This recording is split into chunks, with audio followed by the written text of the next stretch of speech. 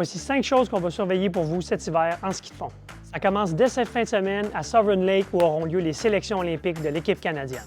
Au menu, un 10 km classique, un 10 km style libre et un sprint style libre. Les gagnants et les gagnantes des épreuves de 10 km obtiendront leur billet pour les Jeux olympiques. Même chose pour les épreuves de sprint, à la différence près que les gagnants et gagnantes devront terminer dans le top 8 à au moins une des 2 courses de 10 km.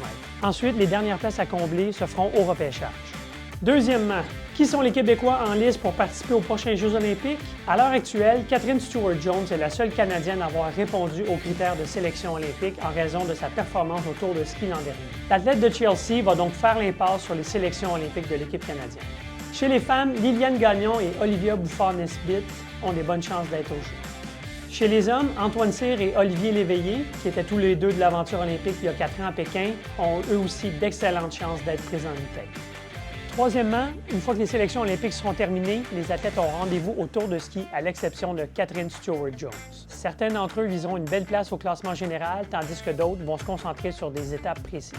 Quatrièmement, pour une première fois depuis très longtemps, les fondeurs et fondeuses vont être en terrain connu aux épreuves olympiques. En effet, car Val d'Isfième accueille régulièrement l'élite mondiale du ski de fond, tant en Coupe du monde, Championnat du monde qu'au Tour de ski. Quoi s'attendre de l'équipe canadienne aux Jeux olympiques? Chez les femmes, les principaux espoirs seront au sprint par équipe. L'équipe n'est pas encore connue pour l'instant, mais l'année dernière, Liliane Gagnon et Sonja Schmidt avaient terminé au 5e rang au sprint par équipe libre de la Coupe du monde de Davos. Toutefois, Catherine Stewart-Jones et Alison Mackey pourraient elles aussi faire partie de cette épreuve. Chez les hommes, les espoirs reposeront sur le relais masculin.